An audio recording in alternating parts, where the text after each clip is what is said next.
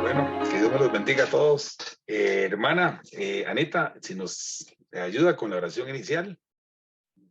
Perfecto. Oremos. Padre, te damos gracias por el día de hoy, por la oportunidad que tú nos das de aprender un poco más, Señor, de tu palabra. Te pido, Señor, sabiduría al pastor, el profesor, para que con sus conocimientos, Señor, nos ayude a entender cada vez más. Gracias, Señor, por cada una de las personas que están conectadas. Gracias por ese interés de aprender más de tu palabra. Te pedimos tu bendición y tu dirección en el nombre de Jesús. Amén. Amén. Muy bien, pues vamos adelante, ¿verdad? Espero que tengan pues sus Biblias abiertas y sobre todo pues dar un pequeño repaso antes de comenzar. No sé si tuvieron la oportunidad de ver cómo fue que Pablo llegó pues a esta ciudad de Éfeso, ¿verdad? Y pudo allí empezar una obra, un ministerio que ya pues estaba casi empezado.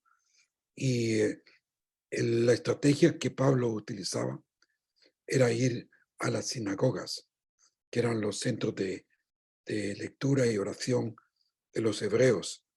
Ahí se congregaban y lo interesante es que todo judío podía llegar y abrir la Biblia y explicarla. Era una costumbre muy común. No necesitaba pues que solo fuese el pastor o algún diácono, no. En la sinagoga pues estaba abierto, sobre todo para aquellos que llegaban de fuera, para ver qué tenían que decir de la palabra de Dios. Es curioso que estando en España, pues un tipo de iglesias a la cual pues estuve asistiendo es más o menos así. La iglesia abre, pero no hay cánticos ni hay un predicador.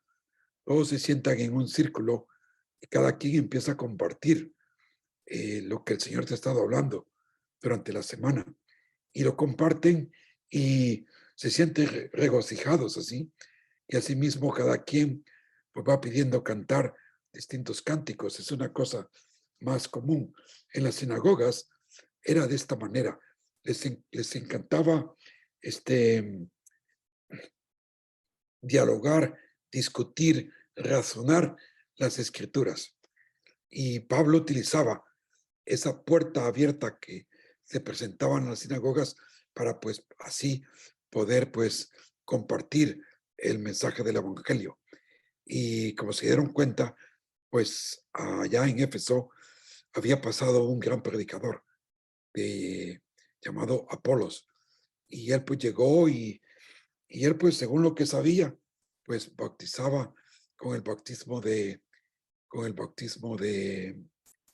¿cómo se llama? De Juan el Bautista y los demás. Luego le llegó pues bueno, Aquila y Priscila lo hacen a un lado y le explican de la nueva forma en que esto Jesús para poder ser bautizados en el Espíritu Santo. Bueno, y sigue la historia y han llegado pues, Pablo llega a Éfeso y lo bautiza, pero en este lugar fue donde Pablo, fíjate, curiosamente, gastó más tiempo de su ministerio allá en Éfeso, así como también pasó varios tiempo en Corinto, pero en Éfeso aquí se nos dice que añadiendo una cosa y otra, por lo menos estuvo ahí 3 años. Y otra estrategia que él utilizaba era ir a la escuela, o digamos, podemos decir, al seminario hebreo.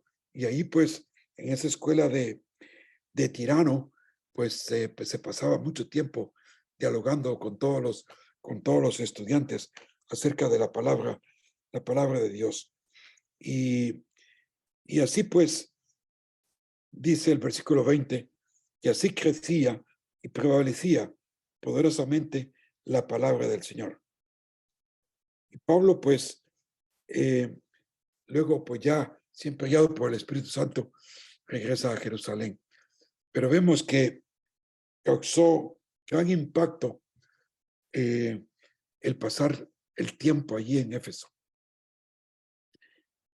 Como recordáis, Éfeso era una ciudad metropolitana, cosmopolita, de mucha actividad, de mucho ambiente, donde había tanto libertinaje, idolatría, por supuesto, y muchas cosas mundanas. Era un lugar, pues, donde todo el mundo quiere ir para, entre comillas, pasarla bien, a la forma del mundo. Podemos decir, pues, hay grandes ciudades hoy día en nuestro mundo actual que a todo el mundo le gusta ir, pues, para pasarla bien, entre comillas, ¿no? Podemos citar, pues, sí, Las Vegas, New York, San Francisco, y en Europa, pues, tienes a Londres, Barcelona, tienes a Roma, en Alemania tienes a München, Múnich, y muchas grandes ciudades donde se acumula mucha diversidad de cosas, tanto en el comercio, pero así también en el entretenimiento. Y vemos pues que en este lugar de Éfeso era conocido por el templo a Diana o Artemisa, como le llamaban los griegos, y era considerada pues una de las 7 maravillas del mundo antiguo. Era un lugar majestuoso, de muchos atrios, muchos pilares, como vamos a ver más adelante. Y el título que le quise dar, o que muchos teólogos le dan a esta iglesia, es la iglesia que perdió su primer amor. La iglesia que perdió su primer amor, ¿verdad? En un mundo, pues, de tanta acción, al principio ellos se enamoraron de Jesús. Solo imagínate tener a Pablo, pues, predicando, enseñando, dándoles vida. Y quizás de las cosas que motivó a Pablo a estar allí fue tal vez esa sed, ese deseo, ese fervor de querer conocer las palabras de Dios, y sobre todo cómo pues el Antiguo Testamento que ellos conocían, siendo al principio judíos, encajaba con la predicación de que Cristo es el Mesías. Y si ustedes pudieron leer un poco de lo que se nos dice en la epístola a los Efesios, ahí hay tantas cosas tan hermosas, tan lindas de la palabra de Dios. ¿Te has dado cuenta en el libro de Éfesos cuántas veces la palabra amor sale a relucir?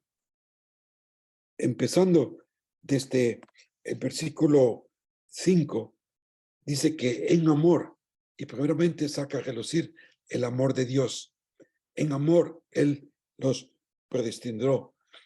Y una cosa que va acompañada del amor es la gracia, porque en gracia nosotros hemos sido salvos. ¿Por qué? Porque Dios nos amó y nos dio pues vida. Y este conjunto de palabras se ve a lo largo de toda la epístola. Puedes ver el versículo, estoy en el libro de Éfeso, para que nos sirva de trampolín a lo que vamos a ver. En el capítulo 1, versículo 15, dice el que por esta causa también yo, habiendo oído de vuestra fe, dice, en el Señor Jesús, y dice además, y de vuestro amor para con todos los santos. Es precioso, ¿no? Tener esa referencia de que el testimonio que se escucha de los efesios es esa fe que tienen en Jesucristo y el amor que se tienen los unos para con los otros. Aquí se va a ver cómo también menciona Pablo en el libro de Efesios, cómo Dios a nosotros nos ha dado la oportunidad de experimentar, de conocer el poder de Dios, según el versículo 19, y cuál la supereminente grandeza de su poder para con nosotros los que creemos, según la operación del poder y de su fuerza. Y compara esta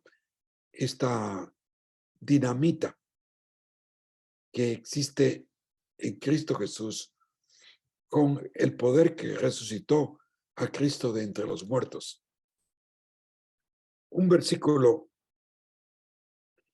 Este versículo 20 es muy importante. Dice, hablando del poder de Dios, la cual operó en Cristo, resucitándole de entre los muertos y sentándole a su diestra en los lugares celestiales. Sobre todo, dice que lo sentó allí y lo puso sobre todo principado y autoridad y poder y señorío y sobre todo nombre que se nombra, no solo en este siglo, sino también en el venidero. Y sometió todas las cosas a sus pies y lo dio por cabeza sobre todas las cosas a la iglesia, a nosotros. ¿Por qué saco esto del relucir? Porque Éfesos era un lugar controlada por los demonios, controlada por el maligno, un lugar donde existía de todo tipo de maldad. En el capítulo 2, versículo 4, dice, pero Dios, que es rico en misericordia, por su gran amor con que nos amó, se vuelve a repetir. Y ahí es donde tenemos aquel versículo famoso, porque por gracia soy salvo, y esto no de vosotros. Y esto no de vosotros, pues es el don de Dios. Y luego dice, no por obras, para que nadie se gloríe. Ahora, compara eso con lo que dice Apocalipsis de la iglesia de Éfeso. ¿Qué es lo que tienen? Obras. Tienen acción, pero han perdido esa relación con Cristo Jesús. Han perdido ese verdadero poder. Han perdido esa verdadera gracia que solamente existe en Él.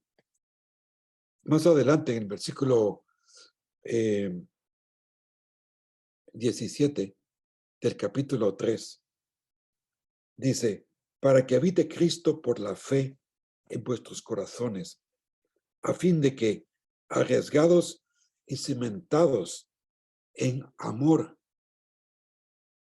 seas plenamente capaces de comprender cuál es la anchura, la longitud, la profundidad, la altura, y conocer el amor de Dios.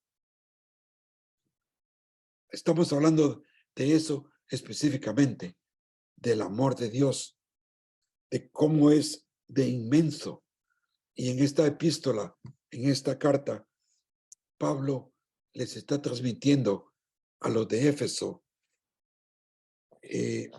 lo maravilloso que es estar en el amor de Dios.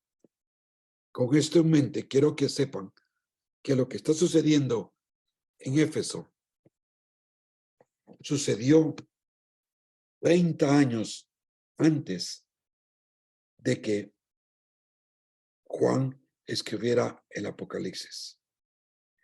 30 años pasó desde que esta iglesia de Éfeso había sido establecida, fundamentada, y aquí se les envía en el libro de Éfeso, en esta carta, se les envía pues como un legado, un patrón,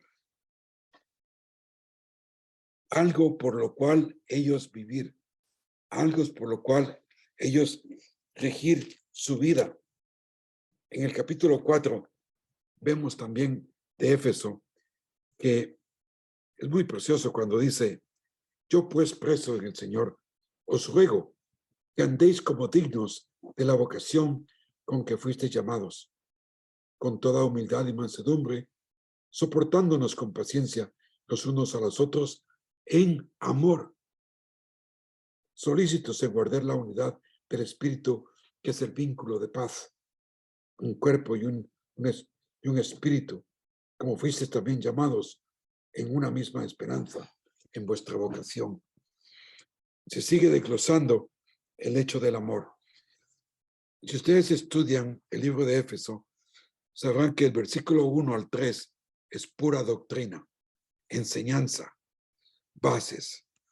Capítulo 4, 5 y 6 de Éfeso son como lo que se nos ha enseñado como base, ahora hay que vivirla. Es como que el libro toma acción, el libro toma alas, como diciendo: ahora que ya sabes todo eso, muévete. Y la palabra que utiliza Pablo es andar, andar según la vocación, andar según la luz, andar en amor, andar no como necios, y así le va diciendo varias pautas de cómo ellos deben andar. Por ejemplo, en el capítulo 5 de Éfeso dice: sed pues imitadores de Dios como hijos amados. Dice: y andad en amor, como también Cristo nos amó y se entregó a sí mismo por nosotros, y vino a ser como olor fragante, una ofrenda, un sacrificio ante Dios por el amor sacrificial que Dios mostró para ellos y que ellos están mostrando tener en este momento. Y eran pues solícitos de andar en todo eso. Y al final llegamos al capítulo que les pedí que leyeran, ¿no? Que es el capítulo 6, que viene a ser como el meollo de todo lo que está pasando. Es decir, si quieres vivir tu vida cristiana día a día de una forma eficaz, de una forma que realmente valga la pena, tienes que saber esto. No puedes vivir tu vida cristiana a tu manera. Tiene que ser vivida a la manera de Dios. Y esta es que tú tienes que negarte a ti mismo, dejar de ser y ponerte en ti la vestidura de Jesús. Ponerte en ti una nueva mente, poner en ti un nuevo corazón, poner en ti unas nuevas enseñanzas, poner en ti unos nuevos zapatos de salvación, para que así podáis tú alzar tu escudo para poder apagar todas las acechanzas, todos los dardos del enemigo y poder defenderte a esas acechanzas con la espada del Espíritu de Dios, que es la palabra del Señor. Y para eso tienes que vivir en una vida pues constante con Jesús y en oración. Bueno, pues eso que nos sirva de introducción a lo que tenemos ahora sobre nuestro plato, ¿no? Que es la iglesia de Éfeso, la iglesia que perdió su primer amor. Quise hacer este trasfondo para que veáis lo que habían sido ellos y lo que ahora después, ¿dónde están después de 30 años nada más? Las iglesias nuestras, pues bueno, varían de tiempo de edad. Es bueno escuchar iglesias que tienen 120, 150 años, ¿verdad? Pero hay iglesias que no perduran mucho. Digo, ¿qué es lo que van perdido, no? Pero en eso estamos aquí y es a lo que tenemos. y es a lo que vamos. La iglesia de Éfeso. Lo primero que quiero que noten en el escrito aquí es que Jesús es quien camina en medio de la iglesia. Es decir, Él tiene el control de las cosas. No lo tiene ningún comité, ni un grupo de diáconos, ni un grupo pastoral. No, el control de la iglesia lo tiene Dios. Y según cómo la iglesia se comporte, pues así van a ser sus días. Y es por eso que tenemos que estar nosotros pues muy conscientes de lo que estamos haciendo y para hacia dónde vamos, ¿verdad?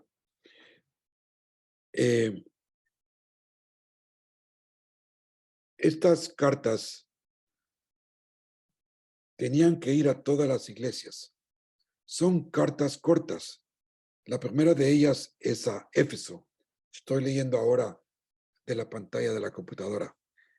Una iglesia geográficamente localizada al oeste, la parte oeste de Turquía, muy cerca de la costa del mar Egeo.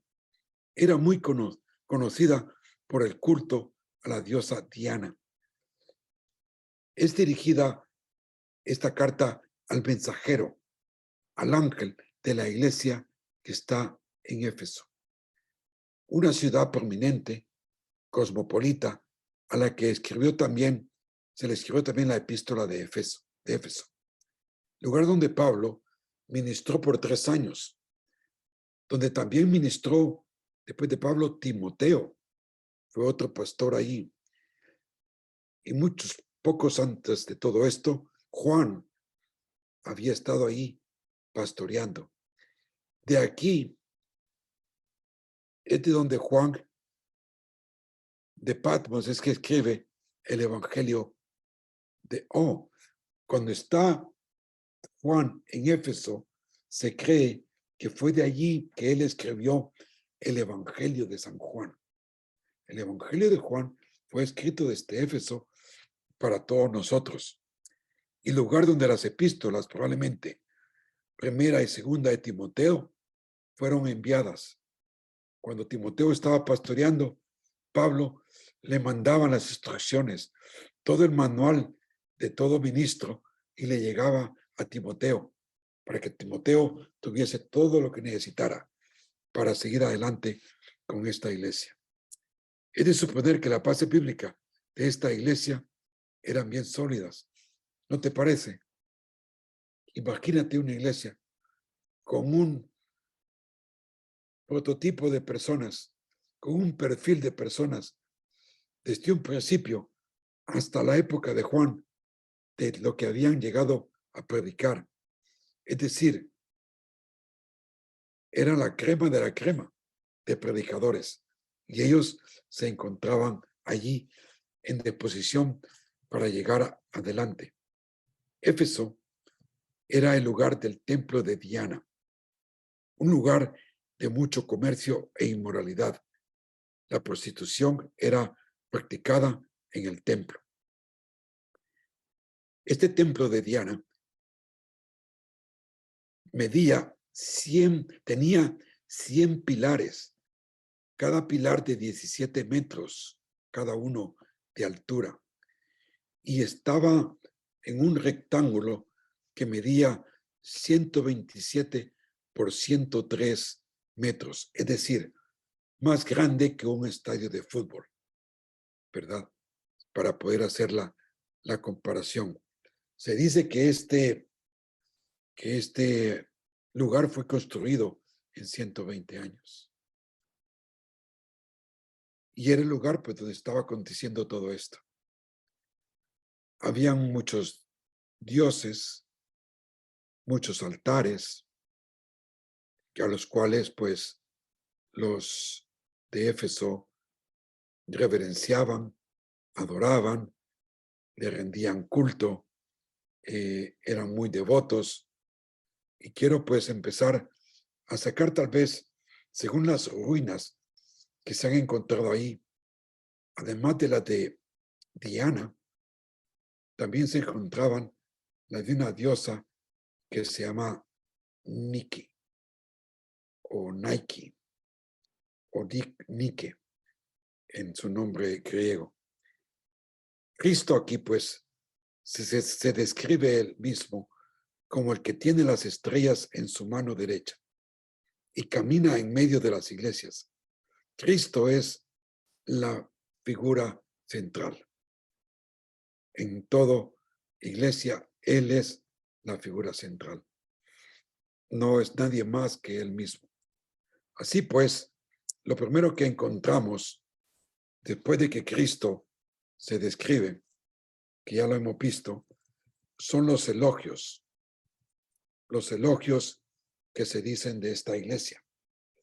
Digo, una iglesia pues aparentemente buenísima.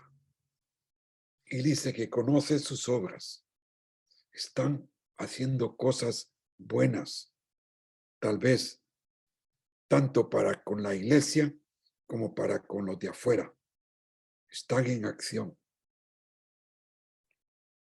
Dice la epístola, la carta, de que no solamente conocen de sus acciones, sino que ellos obran, trabajan hasta sentirse arduos, cansados, exhaustos de tanto estar laborando por las cosas de la iglesia.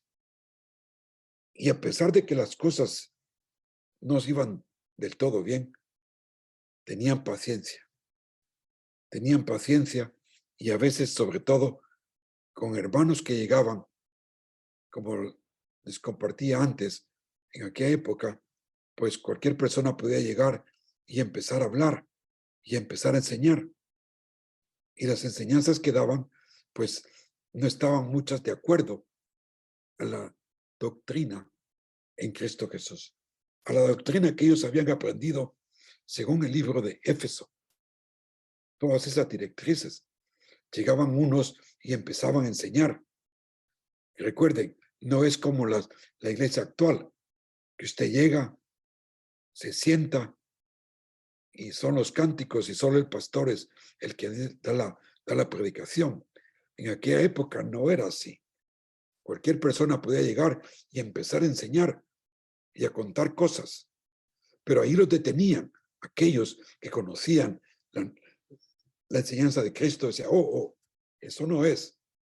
Aquí no vamos a predicar de eso, porque había mucha mezcla de lo que es cristianismo, de lo que es helenismo, es decir, de costumbres griegas, de lo que es asimismo de la cultura hebrea, y no solamente eso, otras personas que mezclaban lo de los judíos con lo de los cristianos, que hay un libro que se llama el libro de Gálatas, donde salen a relucir estos personajes, que se les llama judaizantes, que son la mezcla de dos culturas, pero que adaptan más las costumbres hebreas que las costumbres cristianas.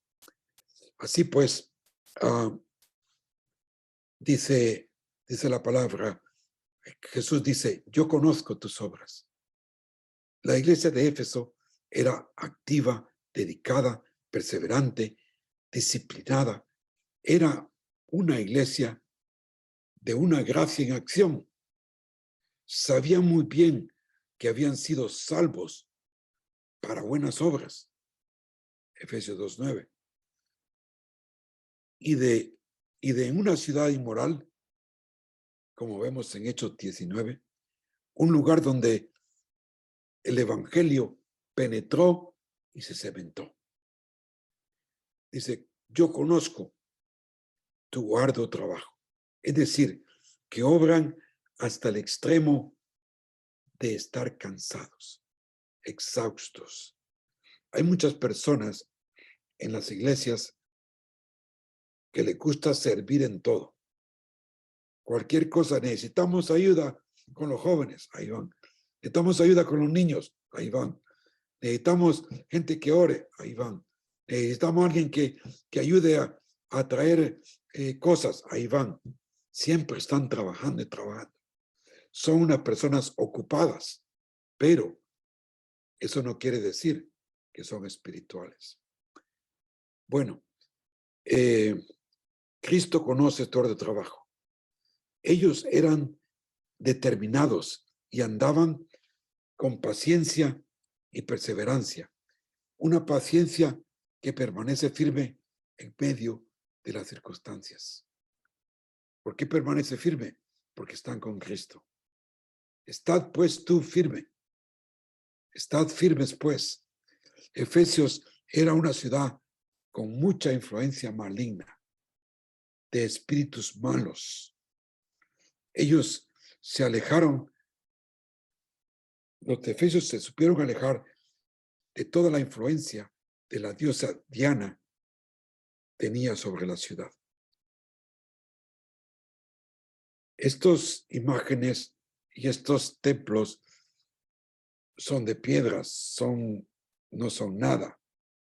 Lo que hace todo esto en efectivo son las creencias malignas y los demonios y espíritus malos que operan en medio de todo aquello. A Diana se le tenía también como aquella que era la encargada de la fertilidad. Es la que hacía que las mujeres no solamente quedaran embarazadas, sino que ella les ayudaba a dar luz. Era como una matrona, era la que las engendraba. Por eso yo no sé si pueden ver en sus libretos esta pintura de la diosa Diana.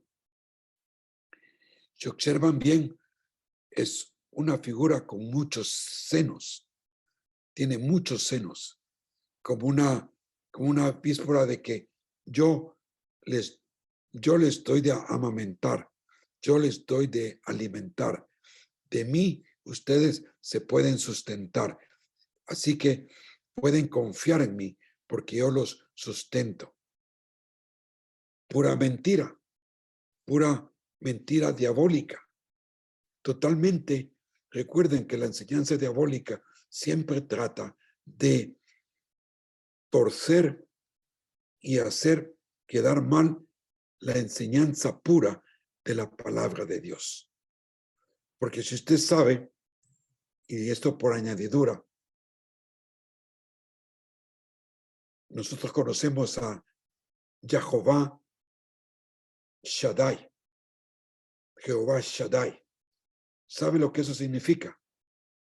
Además de todopoderoso, significa el que me amamanta, el que me da vida, el que me sustenta. Ese es Jehová Shaddai. Él es mi Shaddai. Pero aquí Diana distorsia totalmente la figura de lo que es nuestro Dios.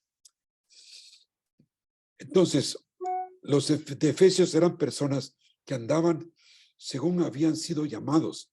Ellos habían sido llamados en sabiduría, en amor, en luz. Se despojaban del viejo hombre, se vestían en justicia y santidad.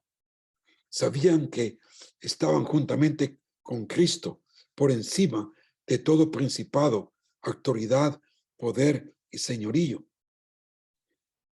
Y no soportaban los malos. Sabían discernir a los falsos. No permitían el mal, la inmoralidad. Sabían también reconocer a los falsos apóstoles, aquellos mensajeros. Los identificaban lo falso rápidamente y lo identificaban. Si usted conoce de la palabra de Dios, sabrá identificar lo que es falso. Es como si usted trabajara en un banco. Si le llegan con un billete falso, rápido lo puede identificar porque conoce todas las marcas que el billete tiene de autenticidad. Asimismo usted, si tú conoces la palabra de Dios, sabrás discernir lo que es verdad y lo que es mentira. Así que aquí teníamos a los de Efesios, que tenían pues una gran base espiritual, pero que se habían dedicado, ojo, más al activismo que a su devoción con Dios. Se volvieron hasta cierto punto legalistas en su forma de andar, por querer guardar la palabra de Dios. Y eso sucede con muchas iglesias que pierden su primer amor. Y una de las cosas que me gustan a mí, según estudiaba el libro de Éfeso, es la siguiente. Dice que entre ellos habían los nicolaitas. Aborrecen la obra de los nicolaitas. Y en cierto sentido, en círculos teológicos de seminarios y escuelas, siempre pues hay mucho indagar quiénes son estos nicolaitas. Y de lo que he estudiado he encontrado esto, ¿no? Que eran unos, por supuesto, seguidores de Nico, pero que de ahí mismo viene la raíz Nike, que también viene el nombre que conocemos como Nicolás o Nicolasa, ¿no? Que se transcribe al castellano como Victorino o Victoria. Hay tantas victorias en nuestro ambiente, pero que tiene su raíz en esta diosa griega Nike. Una teoría sobre Nico es que se hacía llamar como un intermediario él entre Dios y el hombre, como una orden jerárquica, ¿verdad? Es una de las teorías.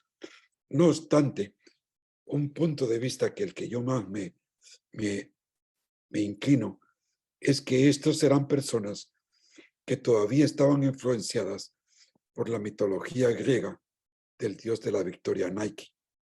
En la mitología griega, Nike es un dios o diosa que personificaba la victoria. Ella personificaba la victoria en cualquier campo, incluyendo el arte, la música, la guerra, el atletismo. Es decir, así como jugadores hoy día le dedican un gol o una canasta o un logro, un campeonato, se lo dedican a alguien, pues así hacían ellos. Ellos tenían la inclinación de que era esta diosa la que les ayudaba a alcanzar esa victoria. Y representaba pues mucho esto en el arte griego, como una victoria con alas, una estatua con alas. Más abajo usted tiene ahí esta estatua de la derecha, es la que se encuentra en Éfeso. Esta otra es la misma, pero se encuentra en una isla a la orilla de Éfeso. Es la diosa, pues, si usted puede visualizar, ella en una mano derecha tiene una palma, en la mano izquierda tiene una corona, vestida con un vestido como que la lleva el viento, con sus alas que le dan como velocidad. Entonces, movimiento de vuelo. Sin embargo, también puede aparecer sin alas como una victoria sin alas. En la literatura griega, perdón que esto me pone emocionado y vamos adelante. Dice, en la literatura griega, Nike se describe como un atributo y asistente a los dioses Zeus y Atenea.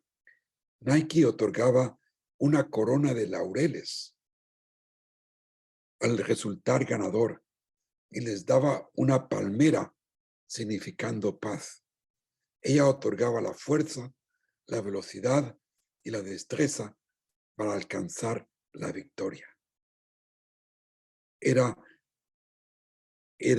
el ímpetu de esta diosa y la influencia que tenía. Pero la gente de Éfeso, de la iglesia, sabía distinguir a la gente que entraba tratando de presumir de lo que estaban logrando es porque también les ayudaba esta diosa en su andar. Por lo cual, en esta iglesia se denotan unas cuantas reprensiones, que les llamo yo aquí en el texto, reprensiones. Y esa primera reprensión es que dice, has dejado tu primer amor. A pesar de todo, ellos habían dejado su primera vez amor. A la vista a ellos era una iglesia modelo, pero tenían un problema de corazón. Fíjate, una iglesia modelo con un problema de corazón. Su devoción, su pasión había decaído. Personas que caminan y hacen las cosas por inercia y no por amor. ¿Cuántas personas y cuántas familias van a la iglesia el día domingo porque llegó el día domingo y hay que ir a la iglesia? Y tengo que ir a sentarme ahí por 45 minutos y luego volver a mi casa. ¿Qué devoción hay en ello? Ah, no, yo nunca pierdo un domingo. Yo estoy allí todos los domingos. Ahí estoy. ¿Pero qué es eso? ¿Dónde está el amor para con Jesús? Así pues, su relación con Dios había dejado de ser. No habían cultivado, no habían trabajado, obrado, esperado en Dios, en su amor. Esto es tener apariencia, pero no tener corazón. Fingir algo que no existe. Esto mismo se puede decir, bueno, de los matrimonios. Dicen que un matrimonio después de los 5 años va perdiendo la pasión de luna de miel. Yo le doy 5 años. Otros dicen que le dura nada más un par de meses, 1 año, 2 años, qué sé yo. Pero que la norma general promedio, 5 años. En comparación lo hago de perder ese fervor de lo que es el primer amor. Así que eso es lo que Dios les reprende, pues. Y dice, pero tengo algo contra ti. ¿Y qué es? Ya no me amas como al principio. Ya no me amas como al principio. Wow. Ellos hacían ministerio sin tener una relación. Y sabe una cosa, les digo esto. Dios desea una relación íntima con usted que por todo lo que usted puede hacer por Dios. Usted puede prometer, puede hacer penitencias, puede hacer ruegos, puede dedicarse, puede decirle cosas a Dios. Eso queda en segundo plano. Lo que Dios desea, perdón, es su corazón.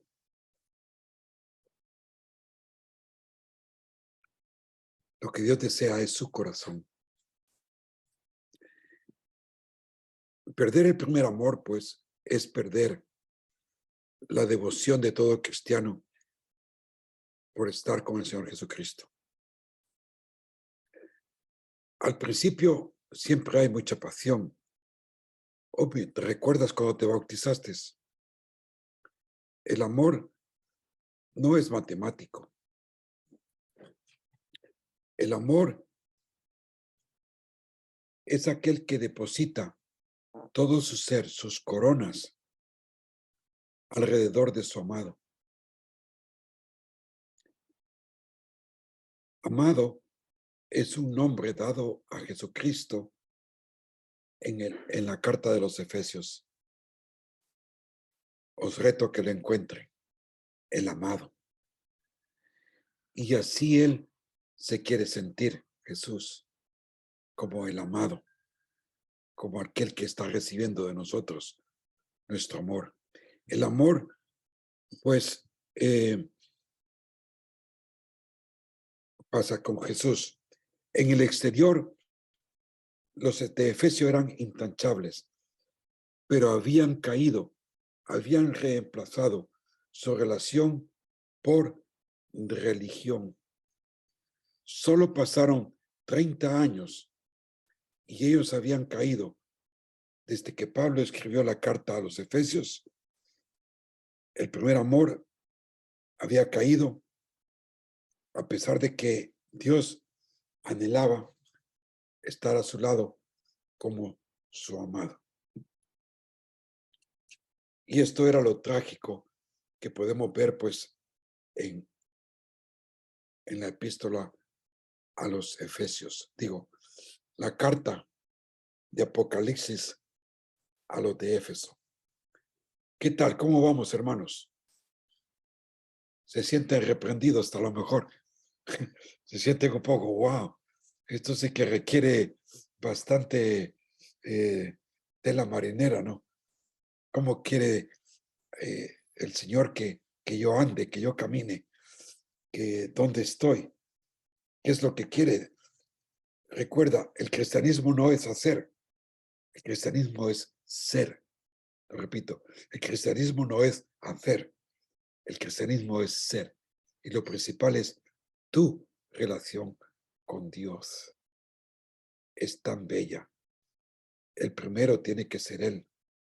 En todo momento tienes que estar caminando con Él, caminar en pos de Él.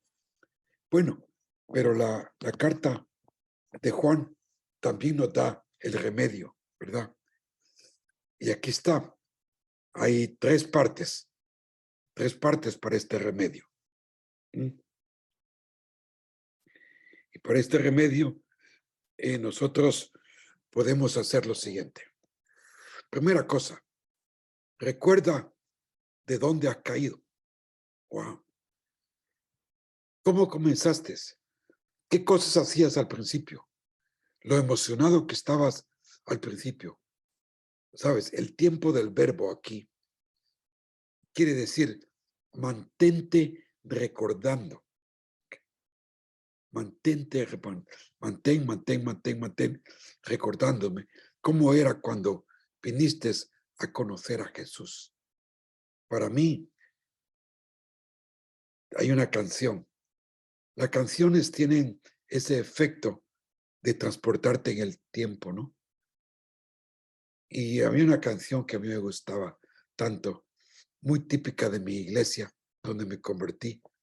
Yo creo que esta canción no salió de ahí se quedó nada más.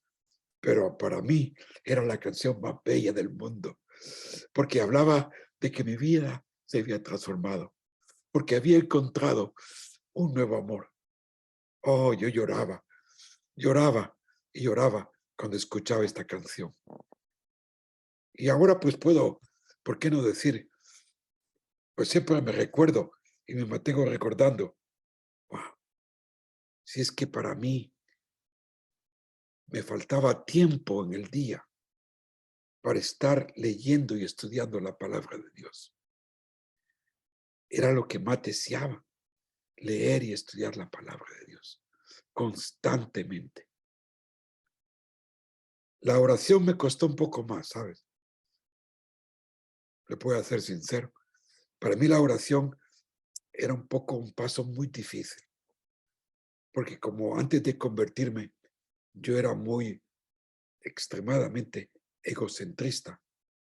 Decía, si yo oro, me estoy haciendo creer que cuando yo cierro mis ojos, estoy hablando con un ser superior que me escucha. Y tal vez lo haga, pero sin hablar en voz alta. Porque si hablo en voz alta, decía yo, van a pensar que estoy loco. ¿Qué pasó? Era tanto mi devoción con la palabra de Dios que me encontraba orando, dándole gracias a Dios por todo lo que estaba aprendiendo. Un acto natural de una relación continua con mi bendito Dios. Recuerda de dónde has caído. Segundo paso para el remedio de haber dejado el primer amor es el arrepentimiento. Por lo general, nosotros pues definimos el arrepentimiento como una vuelta, ¿verdad? En 180 grados. Voy en esta dirección, voy para allá y doy la vuelta. Regreso de nuevo, de regreso del mal camino al camino que Cristo quiere que vaya. Es una decisión el dar la espalda al pecado y volverse para caminar en pureza. Parar de hacer lo que está mal y comenzar a hacer lo que está bien. Aprender a decir no y decir sí a Jesucristo y seguir en pos de Él. Si Cristo es tu Señor, Él está en autoridad sobre tu vida y Él es quien tiene que determinarte cómo caminar. Y Él es el que te dice, eso no está bien. Tú lo dejas de hacer y son las cosas que están bien. Arrepentirte pues de las cosas que están mal y hacerlas bien. Y luego dice también, repite lo que hacías antes. Una de las cosas importantes en el amor es ser constante, es ser repetitivo, es saber qué es lo que le gusta a mi Dios. Es como tú decir, ¿qué es lo que le gusta a mi pareja?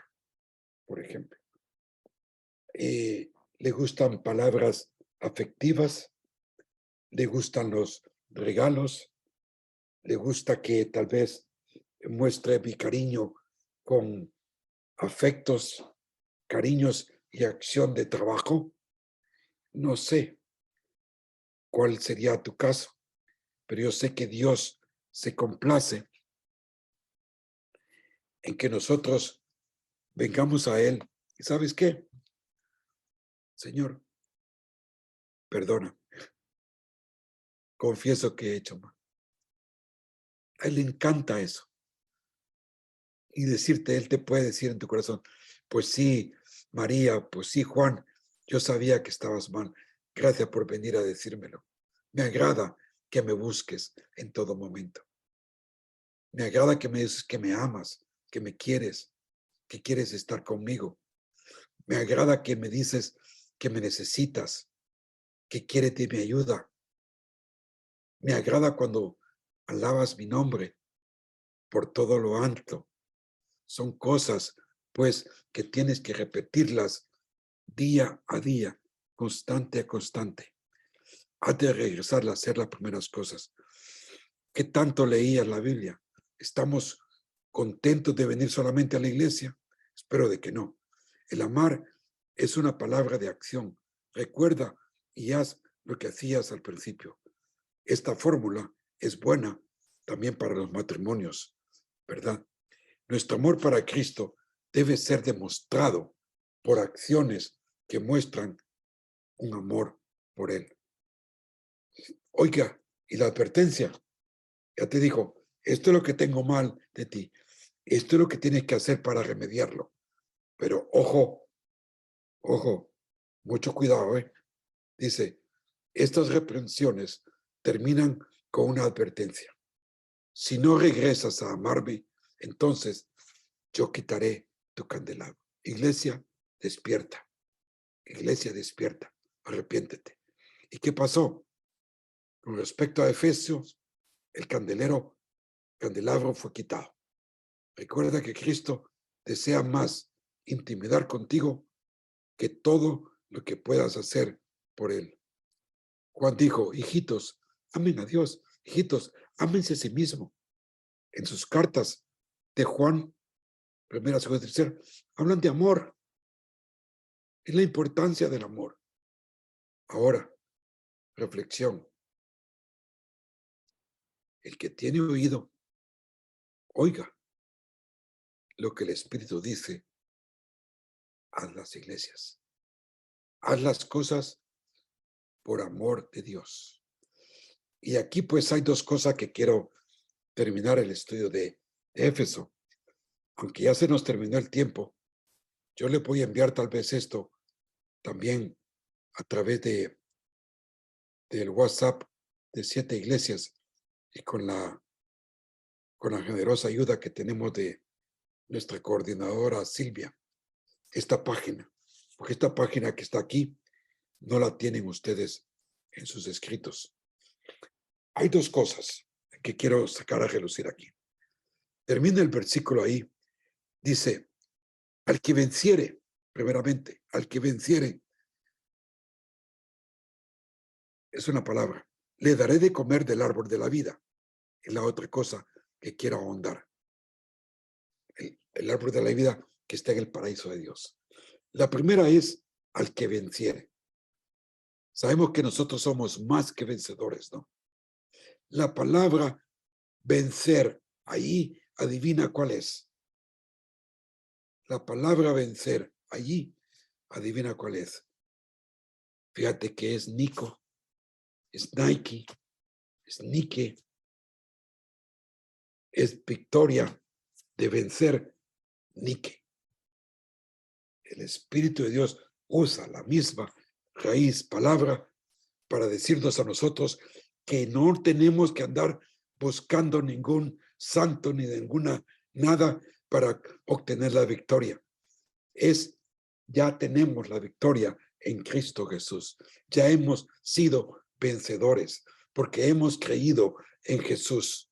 Y porque hemos creído en Él, Él nos hace vencedores.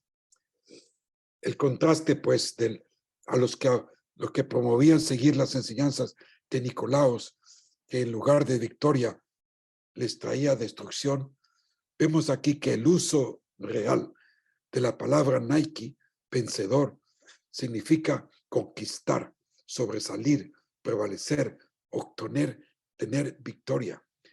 Es el avanzar hasta conseguir victoria, el salir victorioso. Los cristianos han de salir victoriosos sobre todo lo que el maligno pone enfrente de ellos. Apocalipsis 3:21, quiero leerlo rápidamente, porque ahí mismo se repite, ¿verdad? El 3:21, fíjate lo que dice, al que venciere, o sea, al que es ganador, al que es Nike, le daré que se siente conmigo en mi trono, así como yo he vencido, imagínate, el juego de palabras ahí. Y me he sentado con mi Padre en su trono. Y porque Cristo ha vencido, nosotros somos vencedores. No tenemos que, uno de los problemas principales, aquellos que son muy talentosos, diestros, ágiles, atletas, es que llegamos a creer más en nosotros mismos. Oh, yo soy capaz, si yo soy bueno para el fútbol, yo sé cómo ser un buen delantero, y nos echamos la gloria encima y no se la damos a Dios. Fíjate ese versículo en Apocalipsis 6:2. Mira qué hermoso es. Dice, y miré, y aquí un caballo blanco, y el que montaba tenía un arco, y le fue dada una corona, y salió venciendo, y para vencer. Se repite la palabra, Nike, y salió venciendo y para vencer. Y lo importante es que él en el caballo llevaba una corona, una diadema, la misma esa que la burla de los dioses griegos mentían en su forma, creyéndose hacer ellas como un dios que no lo eran, le simulaban la diadema y la palma de la paz. Y no, es Jesús el verdadero vencedor, el verdadero Rey de Reyes y Señor de Señores. Esto es, para mí es bonito estudiarlo y verlo. Los cristianos han de mantenerse pues firmes en su fe hasta el punto de la muerte. Ellos son pues victoriosos sobre potestades, tentaciones, persecuciones. Somos vencedores. Significa salir victorioso aún hasta de un procedimiento judicial. Hermanos, en Cristo podemos ser vencedores, aunque nos sintamos con mucha debilidad, flacos, angustiados, adoloridos, atemorizados, acongojados. Podemos tomar fuerza y salir victoriosos.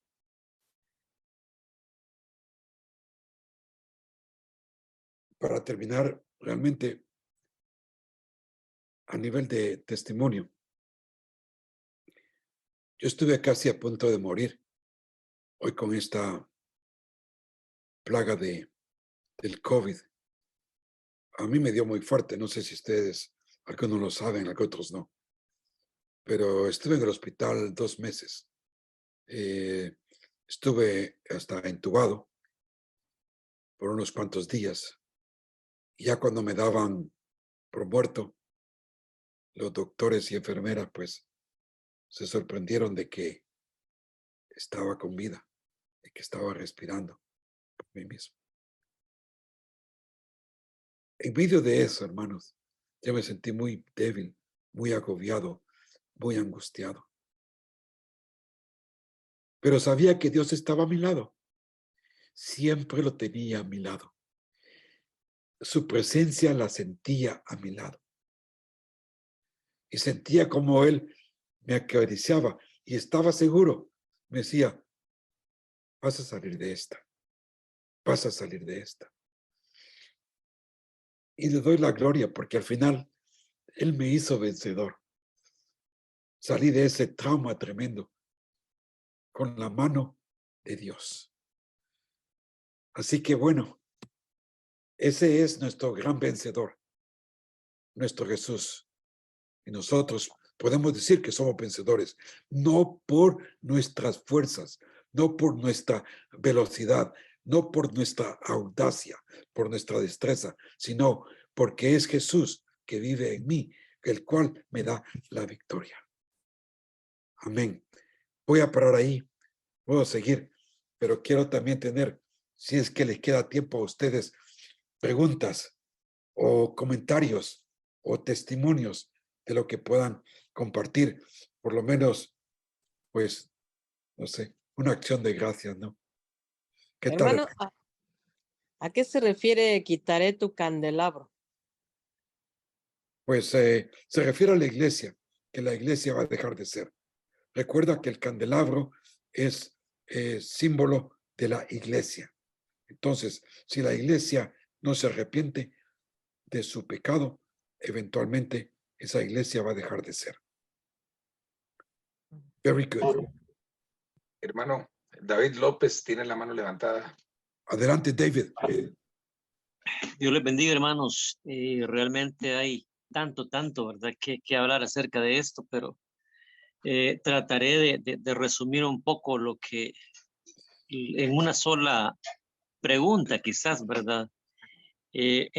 Según lo que hemos estudiado, pues dejar el primer amor como iglesia es pecado, definitivamente es pecado, porque la misma carta habla de que os llama al arrepentimiento, y se llama al arrepentimiento cuando hay pecado, ¿verdad?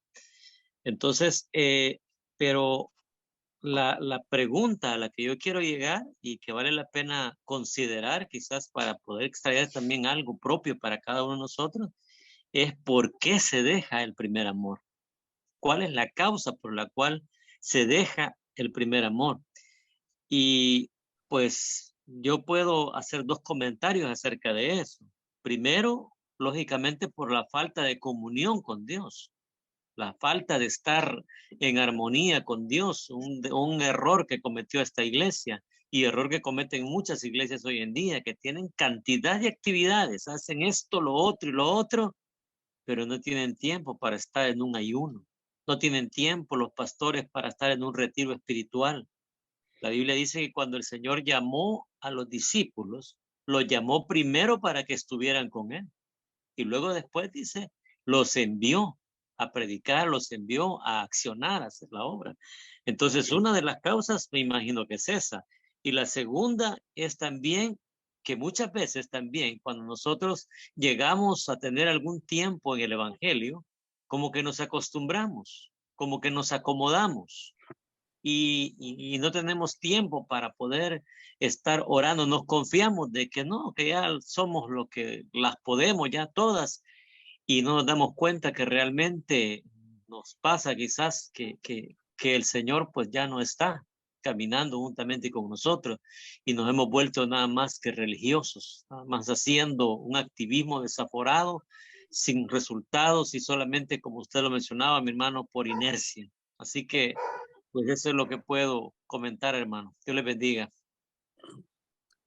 Muy bien, David. Pues gracias por preguntar y por contestar tu pregunta. Gracias.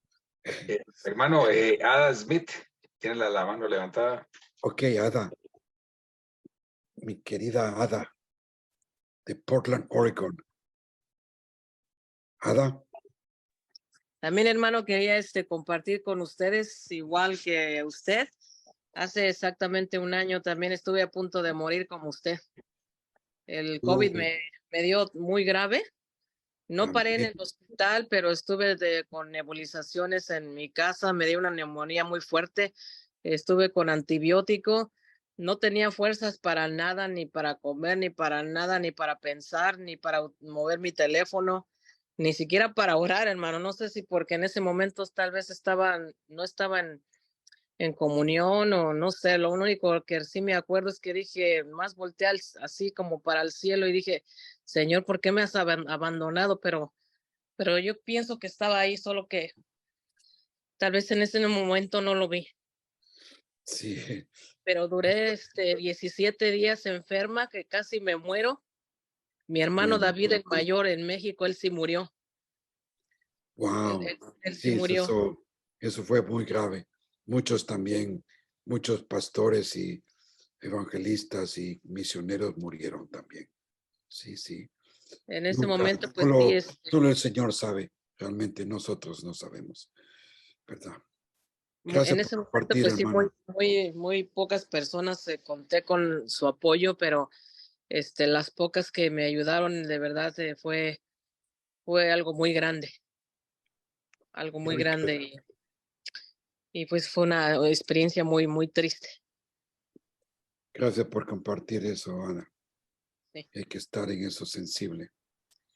Más cosas, hermanos. Díganme. La hermana Sandra, no sé, tiene el micrófono abierto, no sé si es que desea hablar o... Sí, quiero hablar. Diga. Hermano, buenas noches. Pues de aquí de El Salvador, comunicándome de Iglesia Bautista Miramonte, uniéndome a este estudio que es muy interesante. Lastimosamente me conecto hasta que termine el culto y vengo en camino, pero pues decirle de que el primer amor se pierde cuando realmente no estamos, siento yo, bien agarrados del Señor, porque si estamos agarrados de Él y dependemos de Él, definitivamente el primer amor nunca acaba. Yo les digo a los hermanos de que a mí me ha durado mucho el primer amor. Yo me reconcilié con el Señor en el 2012, porque lo acepté en el 91. Sí. Pero nunca me congregué. Y entonces en el 2012 me reconcilié con el Señor y empecé a ir a Iglesia Bautista Miramonte. Y desde ese entonces, pues estoy ahí y les digo que mi primer amor continúa fuerte, como siempre, sirviéndole al Señor y agarrada de Él.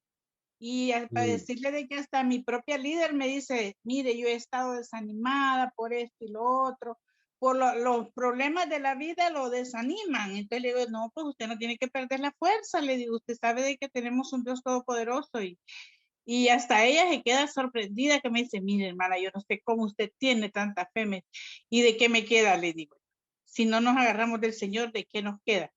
Entonces me vino esto, darle este testimonio pequeño, hermano Roberto, en ver lo que usted dice, que los médicos ya usted prácticamente lo estaban esperando que ya, ¿verdad? Adiós, pues. Pero tenemos que agarrarnos del Señor y Él es el que nos da las fuerzas para seguir adelante. Sandra, saber confiar en Él. Gracias, Sandra, por compartir eso y sobre todo por mencionar también su iglesia, ¿no? Porque sabe que yo amo mucho a su iglesia. Me imagino. Y la amo mucho porque fue la iglesia donde conocí a Jesús. Oh, qué bueno. Allí fue donde yo fui llevado casi de arrastras, pero me encontré con Jesús. Así que sí, la Iglesia Bautista Miramonte es donde inició mi primer amor. Gracias. Ok, gracias. Bendiciones, hermanos. Bendiciones. Más hermanos. El hermano Simón Ardila. Adelante, Simón. Buenas noches, pastor. Bendiciones.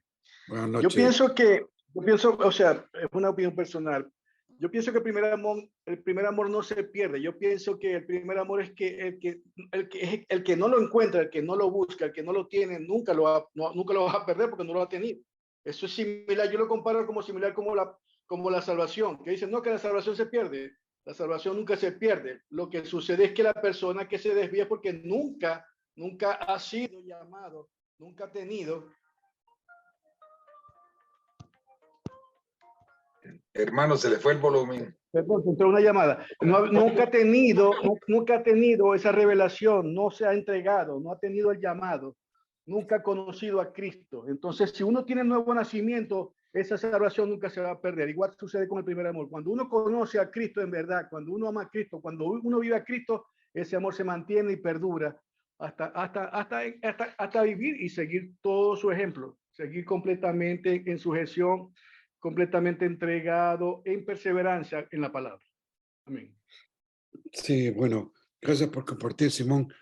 Interesante lo que compartes. No obstante, pues, no se puede comparar, pues, pescado con fresas. Una cosa es la salvación, otra cosa son lo que se está viendo aquí en las iglesias de Apocalipsis. Al hacer un análisis de comparación lógica, tiene que ser pues de la misma naturaleza. Y en este caso estamos hablando del comportamiento que ha adaptado pues la iglesia. Y no es una cuestión que tenga que ver con salvación o no, es una cuestión de lo que Dios desea más para con nuestra vida. Podemos ser la persona más dedicada a la iglesia y no tener esa relación que Dios desea para con nosotros. Yo siempre la comparo, ya que ustedes saben de la Biblia, de la diferencia entre María y Marta, ¿verdad? Y ahí se los dejo. Venga, más personas. ¿Quién más?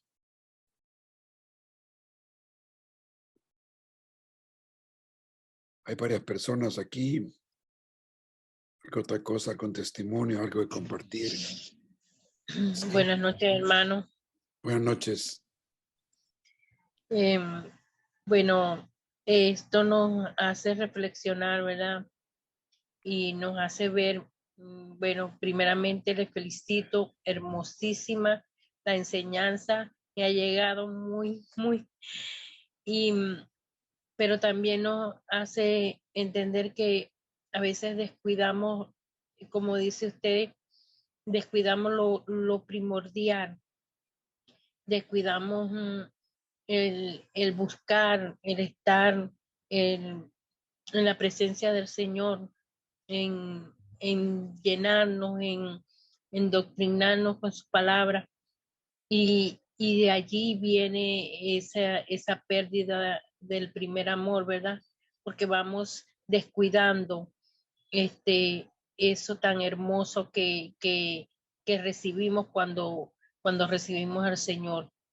Y sí se pierde porque al descuidarlo, vamos perdiendo todo. Eso es como un matrimonio. Si descuidamos un matrimonio, vamos descuidando hasta que perdemos la pareja o perdemos ese matrimonio.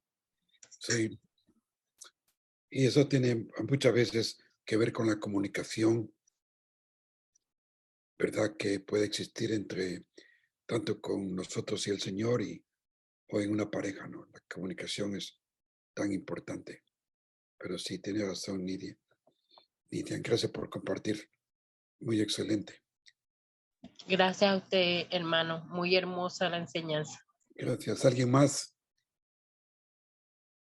Que está muy bueno esto.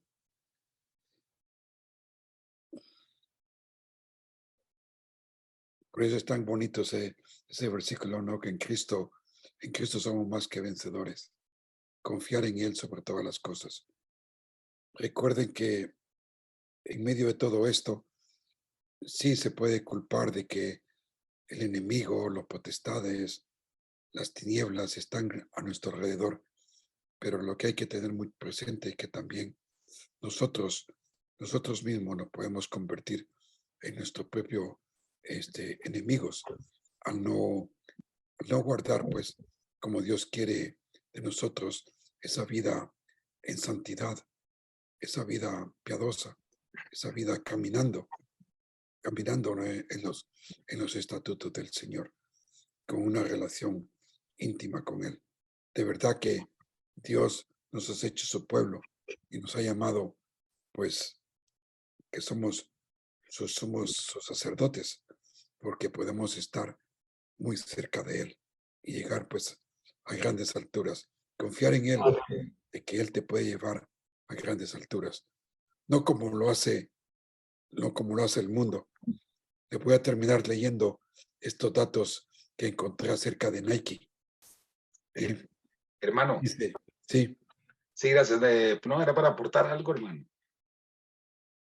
Vamos, adelante. Sí, gracias. Gracias. Sí, no, con lo que dijo el hermano Simón, no, muy bueno, todo eso es bueno, las preguntas, la manera de pensar de cada uno, porque, adquirimos conocimiento y de eso se trata, que preguntar, a veces nos da pena preguntar o cosas así, porque, y no, tal vez es una pregunta, tal vez es el espíritu que está tocando a la persona para que aprendamos todos, ¿verdad? Y nos perdemos esa bendición. Bueno, lo que quiero aportar es lo siguiente, digamos, en el mensaje a Éfeso dice, yo conozco tus obras y tu arduo trabajo y paciencia, y que no puedes soportar a los malos, y has probado a los que se dicen ser apóstoles, o sea, es una iglesia que, pues, que está conocida del Señor, y dice, y no lo son, y los has hallado mentirosos. Dice, dice, y has sufrido y has tenido paciencia y has trabajado arduamente por amor de mi nombre. O sea, es una iglesia que trabaja bastante y no has desmayado. Pero dice, pero tengo contra ti que has dejado tu primer amor. Entonces sí existe. O sea, se deja el primer amor, porque ahí mismo lo está diciendo. Sí. Y a pesar de que ellos conocían al Señor y Cristo, y eran convertidos o entregados, pero no sé, ahí la iglesia de Éfeso, el Señor nos da a entender de que sí se puede perder el primer amor. Así es, doctor Roberto. Muchas gracias. Qué bueno, hermanos. Pues yo encontré este artículo acerca de Nike en la actualidad. Y mira lo que dice. Nike y su relación con el mundo moderno. Independientemente de que si hoy es el 2023 o el 250 antes de Cristo, la humanidad ha equipado el éxito y el triunfo con ser considerado el número uno en alguna actividad, ya sea un deporte o una carrera. O sea, todos quieren ser número uno, ganadores. Desde 1928, la medalla olímpica, lo que ganan los de las Olimpiadas, luce el prototipo de Nike, una forma de una corona, o sea, la diosa Nike, de la victoria y el escudo que está inscrito en el nombre de cada uno de ellos. Una parte del adorno del capo de todos los vehículos de Rolls-Royce incluye la representación de Nike. Las motocicletas Honda utilizan el símbolo de Nike como parte del logotipo de la empresa. Nike ha sido el símbolo utilizado desde 1945 por el sistema de misiles antiaéreos de Estados Unidos. Las estatuas de ella a menudo incluyen una lira o cítara que se usa para celebrar una victoria con canciones y bailes. De acuerdo con la promesa de Zeus de hacer que Nike viviera para siempre como la diosa de la velocidad, la fuerza y la victoria. Personas de todas las edades tienen la oportunidad de usar, por ejemplo, hoy día zapatos Nike como prueba de poder de Nike. Muchas estrellas del deporte afirman que deben su éxito a las zapatillas Nike. El 30% de las ventas de calzado deportivo pertenecen a Nike. Por ejemplo, se dice que Michael Jordan ganó más dinero con sus patrocinios de Nike que con toda su fuerza laboral manufacturera. Con sede en Oregón, Nike ha sido el líder en el mundo del equipamiento y la indumentaria deportiva desde el 78. Y se estima que ellos emplean a 44,000 trabajadores de todo el mundo. El nombre Nike fue elegido por los fundadores de la empresa por sus atributos a la velocidad y la victoria. Con esto decirle, pues, hermanos, que el hecho de las fuerzas espirituales tratan siempre de falsificar lo que es Jesús. Solo Jesús es el verdadero victorioso, el verdadero Nike.